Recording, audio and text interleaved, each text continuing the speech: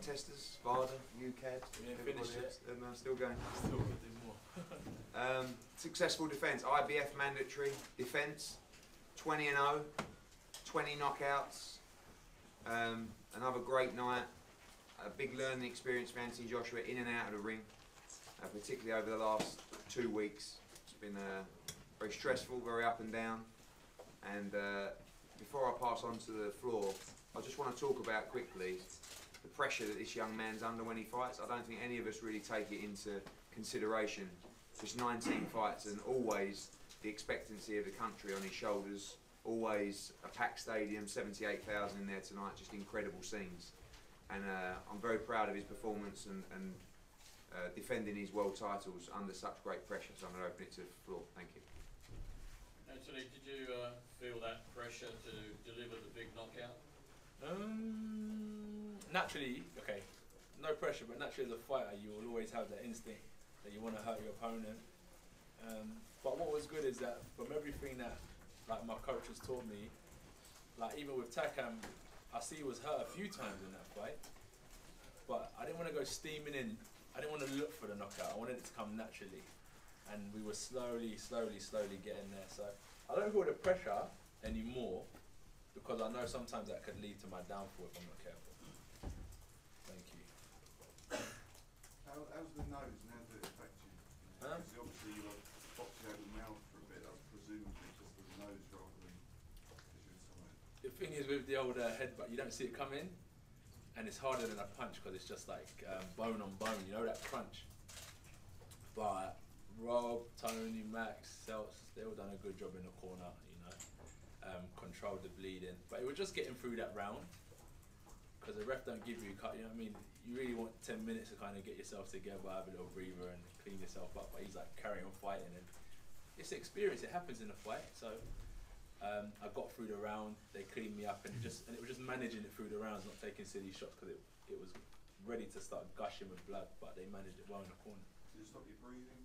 A little bit, but listen, in a fight you'll always find a way to breathe. You've got your mouth or your nose, so I just was breathing through my mouth a bit.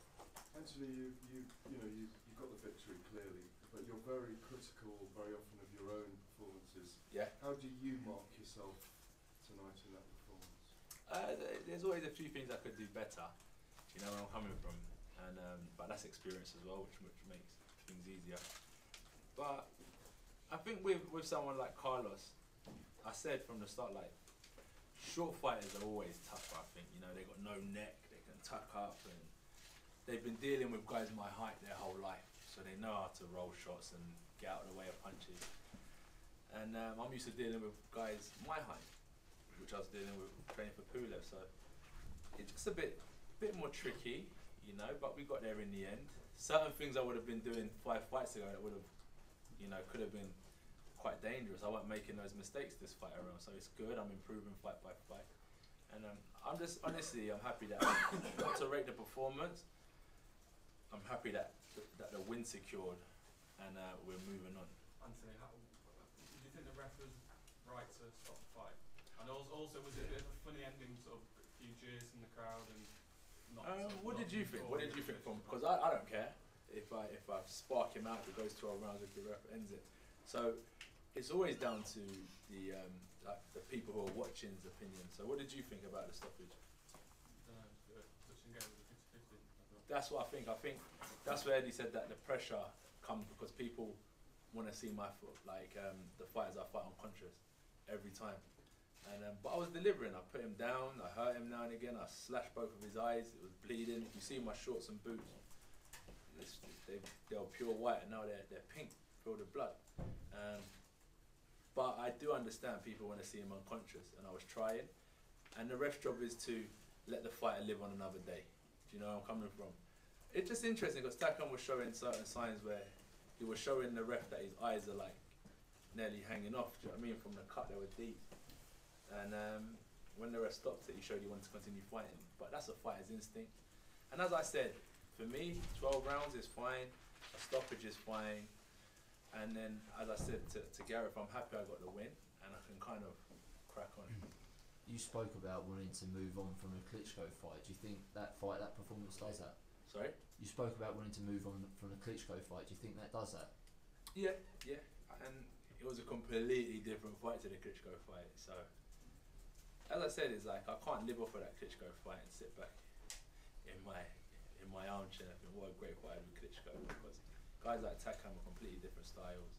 So I just had to put Klitschko's victory aside and just focus on Pulev and then Takam and all the other issues that come with boxing. And if I don't put it behind me, it could be a curse, do you know what I mean? So I've just moved on, and that's why, like, Takam's done now, you know, and now I'm focusing on what's next. How difficult was it to make the change of opponent to deal with that? I think, like, Pulev, no disrespect, but, you know, from like a competitive nature, me talking, I think I would have been able to have been a little bit more effective. You know, I don't know what round Takam went down in. Four. But maybe Pulev wouldn't have made it through the fourth. Takam was, as I said, shorter. He knows how to ride that right hand, and yeah, that's what made it a bit interesting with the change of opponent. I just knew that he deals with guys like me every day in the gym, because he's naturally the shorter style, and I don't deal with guys like Takam every day in the gym. So it's just going to be a little bit more difficult. But as I said, with him, certain mistakes that I could have been making 5 fights ago, I'm not going to make anymore against someone like Takam, because all they want to do is now one shot. You seem to be headhunting a little bit, just aiming your jab for his head, and obviously he was great at the movement. That you didn't seem to be getting your rhythm because of that. Yeah. So with him, I think three things. When I hurt him, don't rush in, because as you said, he knows how to move his head. Bust him up with that jab. You saw his eyes, you know. Then I started thinking, okay, started hurting him to the head. Then I started throwing the jab to the body a bit more, that right hand to the body, sinking it in. But also, why I don't want to rush is because he's what's he had, 30 something fights, something like that. So quite experienced, and he knows he knows his durability. So he knows he's gonna stay in the ring for 10 rounds, 11 rounds, however long he could last, and just try and land that one sweet haymaker. And you'll know, in the heavyweight division, that can change a fight, and then belts go back to France. We got to start again. Anthony, you talked about sparring people like Benga, who have a similar build to Carlos. Did you draw on that kind of experience and those people around you in that short period where obviously you had to change your opponent? 100%, yeah, 100%. Because that's what I mean. I have to go way back to like 2014 to think of guys I've sparred like Takam. That's when it's not an everyday thing. I'm sparring big guys, every other week, because there's not so many shorter heavyweights, you know. So yeah, I had to draw back to that time I was sparring Benga, and other times Rob done really well, got in other sparring partners, which were good. And other than that, I just knew it was going to be a bit more difficult than someone I knew I could outbox and, you know, slip certain shots and stuff. He was doing the slipping and making it difficult for me to land shots. Do you enjoy that challenge of that tactical, where you have to do something different? Where do you sit in the arena? Do you sit in the press box? Yeah. Do you see me talking to him? Yeah. Yeah, that's the competitive nature, telling him, come on, like, I love it, I enjoy it. It seems to take you a while to do that sometimes though. The first 4 rounds you sort of work him out, and then you seem to relax a bit and start fighting. That's it, game of chess. You watch their next move, what they're about, you feel a little shot, oh, that jab's a little bit sneaky, don't get caught with that again.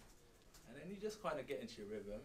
Then Rob said, I think in round 8, oh, don't get carried away, you know, because he's waiting for that one shot, and it can change a fight.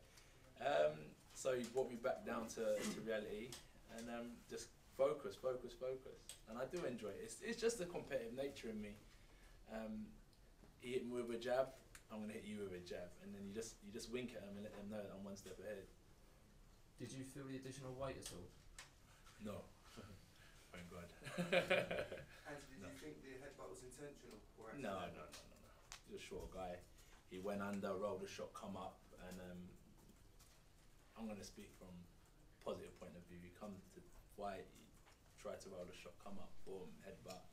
We cracked on. Do you know what I mean? I'm going to cry about it. We move on. What was that ring walk like? What was it like? No music, no squeeze. Yeah, we wanted to let the fans sing the ring walk song? Yeah. Would be a nice change. Yeah, I called Eddie Face over the Yeah, yeah. Don't play him. Nah, but listen, it was good. It was different. It was different. It was good. But no stress. No stress. No stress. We still got 10 rounds in, blood. You know, a little bit, like, some good action, and we got the win. So music, no music, the job was still complete. Overall, Anthony, Yep. the Cardiff experience, Eddie's kind of hinted that it could become your winter home. Okay. Because so many people Yeah. want to see you fight. They couldn't, do an O2 arena or an indoor Okay. arena because it's not big enough. How's your Cardiff experience been? Is it somewhere that you've really enjoyed? Yeah, because we fought here before against Darch. Okay, that was a while ago. And as I said, like, it's good because I said, like, got people flying in from different countries, different areas, and like boxing is uniting people. So the more people, the better. The more people want to watch it, we have to come back to Cardiff. But let's not forget, without winning, people won't want to watch. So that's why I said to you, the most important thing about tonight was making sure we won. You know, we didn't make mistakes. When I started getting a bit too cocky and confident in the ring, the corner do their job to kind of tell me to focus, because at the end of the day, whether there's 5 people or 5 million people watching, I just have to focus on winning. But it's great that we've got Cardiff as an option. I don't know how many times we can do it, but my focus is winning. You know, I'm gonna talk about all the positive stuff with people watching, but I will always have to keep my mind on just focusing on winning. Anthony, Eddie talks about the pressure of a nation on your shoulders, and tonight you set a new world record for an indoor fight in terms of the crowd size. Can you sort of explain how you feel about the phenomenon that's building around you, and can you even begin to imagine what these nights will be like if you're challenging for the 3rd and 4th world titles? Okay, I think UK boxing is close knit. So like, you got Finchley Boxing Club, GB Boxing, where all the boxers who represent the country, when they're done on the weekdays, go back to their local clubs on the weekend. I still go back to my local club, so it's grassroots. Like, even though we're champions and we're at different levels, but we're all fighting at elite level, we still go back to grassroots. So it's bringing so many people together. So it's nice that like so many eyes are on boxing, but there's no pressure, because I always understood that boxing is not a sport where, like football, if I joined a football team, they've been there since the 1950s and you're joining a legacy. So we all worked on building and telling our story to the public, and most importantly, behind that is Rob and the team making sure I'm focused on training, because without winning, I just think no one would want to listen. So Rob's developed me, still developing me, and even though it's great, I just know that everyone loves a winner, so I can't afford to mess up in the long run. How excited are you about 2018 and the potential for more history? You know life, you never know tomorrow. I'm not worried about 2018. It is great for the potential possibilities that's going to come, but we've got to get there first. Do you know where I'm coming from? We're still in 2017, and you just never know what's around the corner. So I just take day by day, but the possibilities of 2018 are great. They're great, but you know, I'm just going to take it day by day, just look after myself. Because you just never know the landscape and what's going to happen in boxing or in people's lifestyles. You just never know. So as I said, enjoy this moment, focus on what I've got coming on, and the possibilities of 2018 are bubbling quietly in the distance. What do you make of this phenomenon around you? And it's not just me. Everyone's pulling weight. Everyone is. Look at you guys here. Everyone's pulling weight to make it what it is. And as I said, boxing will live on after me.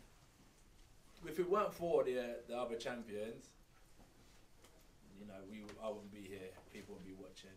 So we're all pulling weight. Heavyweight boxing is madness. It's different. It's different.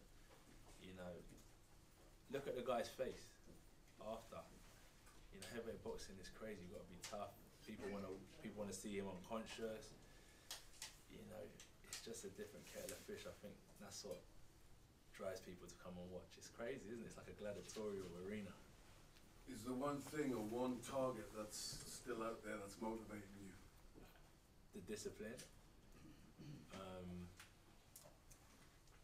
The discipline, I think.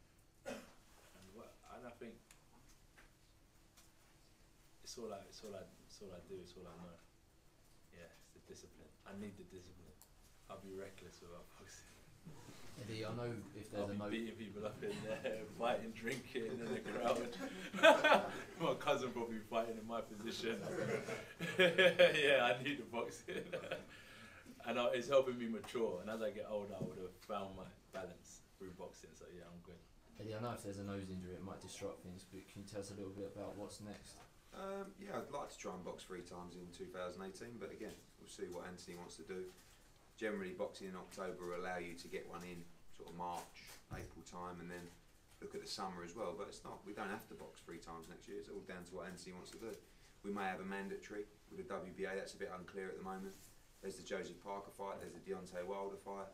You know, he has only had 20 fights. We was in the Dillon press conference, weren't we? You know, he was saying he's only had 22 fights, but he's only had 20 fights, and he seems to be in. You know, Carlos Takam is a very, very tough fight for someone who's had 20 fights. You know, and he came very close to beating Joseph Parker in New Zealand, and I think he won 1 round tonight on the cards. But Takam.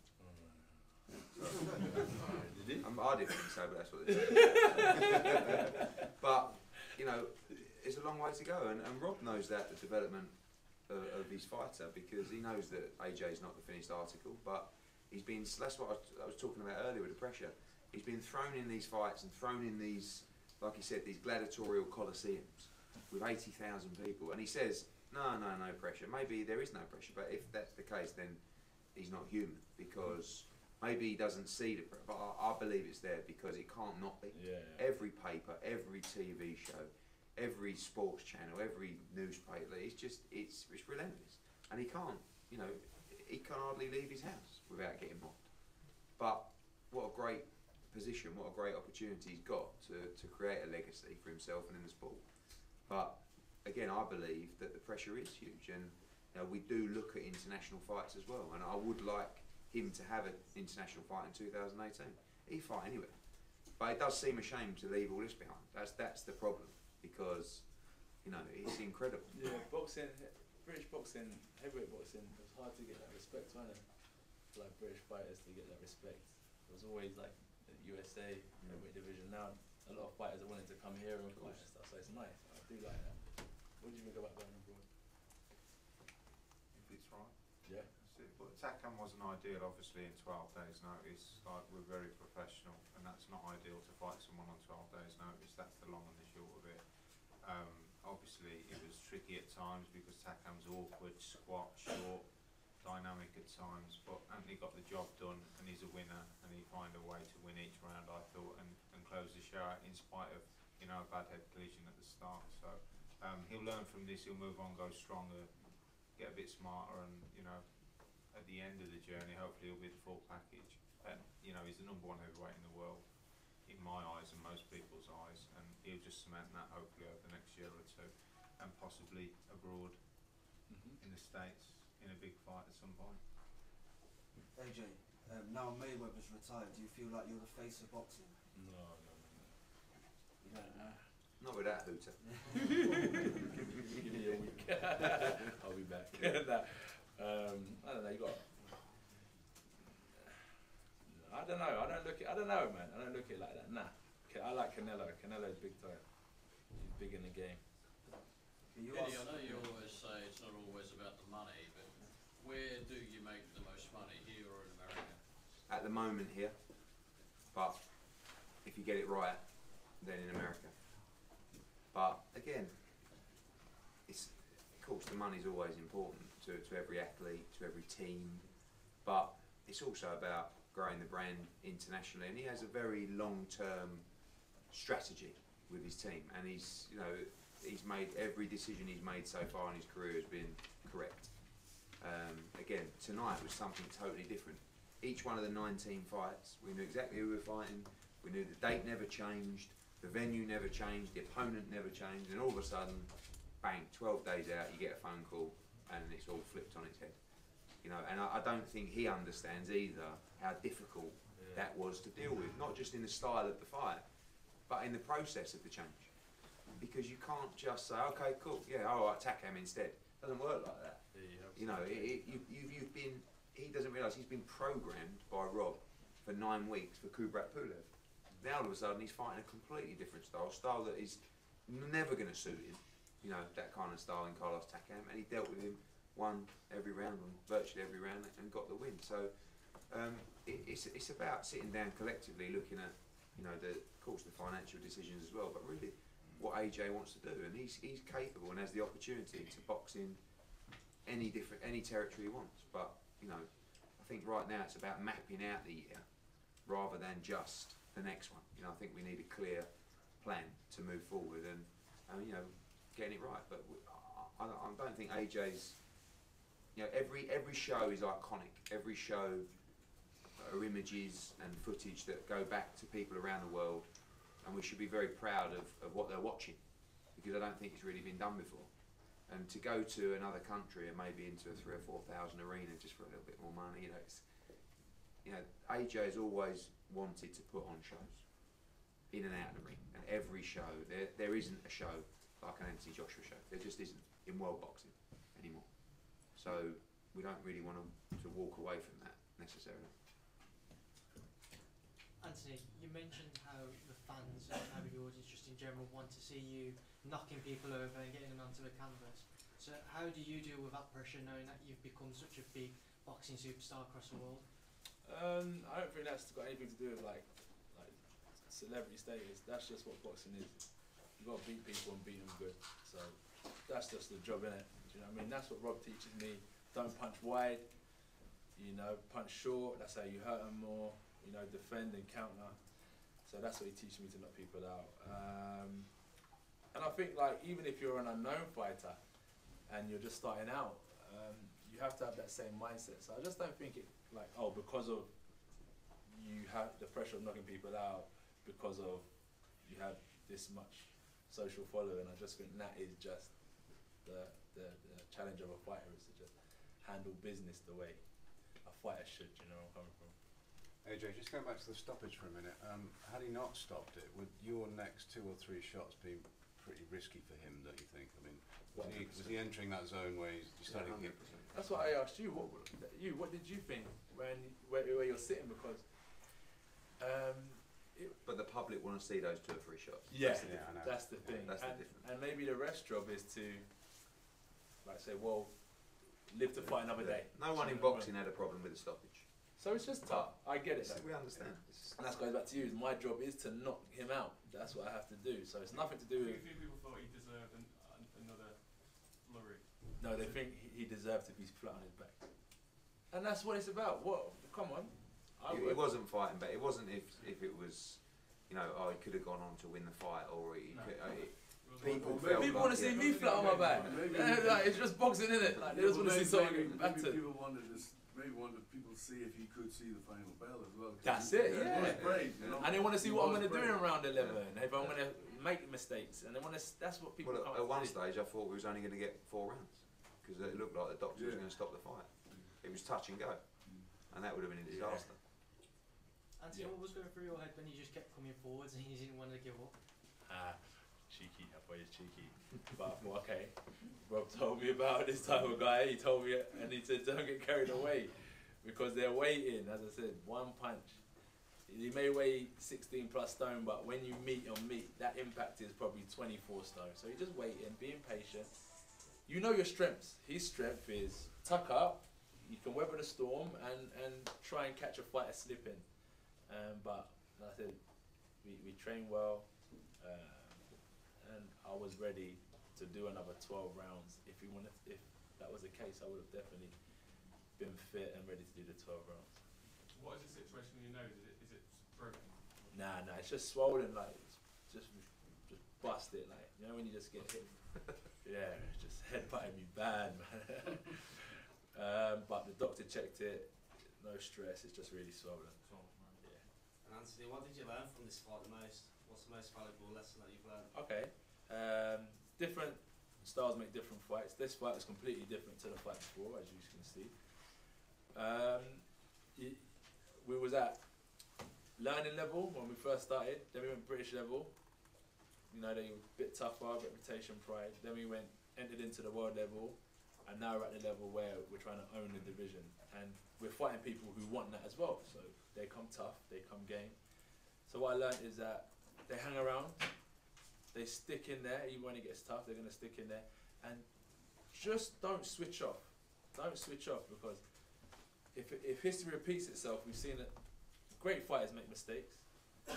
No heavyweight is one-time champion of the world, undefeated. They're all like 2-time, 3-time heavyweight champion of the world.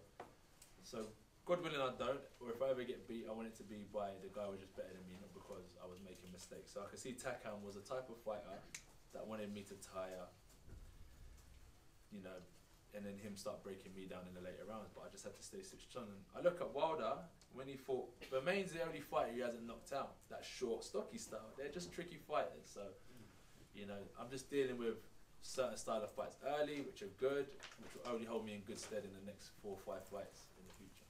And do you talk to any former heavyweights for a bit of guidance? And do you know what? It was interesting, right?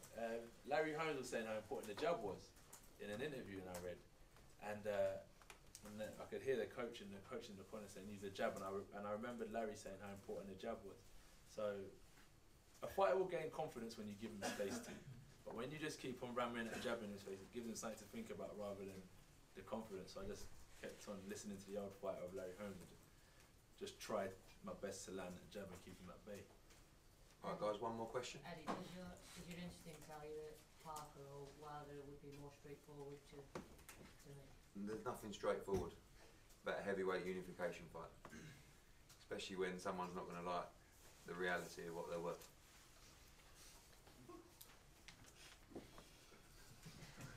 Silence. Who would you prefer out of those two, Anthony? Parker or Wilder? I'm easy. What do you think? I think both are winnable fights for Anthony. I mean, Anthony's unified champion in my eyes. I think Parker, Wilder in that order, because it'll be a bigger fight with Wilder down the road than it is right now, I presume. Yeah. We'll do it in that order, yeah. Makes sense. Anthony, I know you don't want to look towards 2018, but Eddie said earlier he'd like you to fight 3 times if you could. Okay. If you could map out your 3 fights next year, who ideally would you like it to be? Well, I don't mind. Okay, we spoke about it in the ring after actually. I said, so what's the deal with these mandatory? Because it was like this fight. It's weird because people are like, oh, boo, Takam, he's this, he's that. So they saw him on the scales and they said, okay, he looks in good nick. Do I give up belts to get 1 fight, and then after that 1 fight, I'm like, what do I do now? Do you know what I mean? So I said to Ed, so with these mandatories, what's next? So the WBA, I think, have got a mandatory in place. So my next 3 fights can be an obligation that I have to fill if I want to keep the belts, or if they give an exemption, then I go on and fight a voluntary challenge. Do you know what I mean?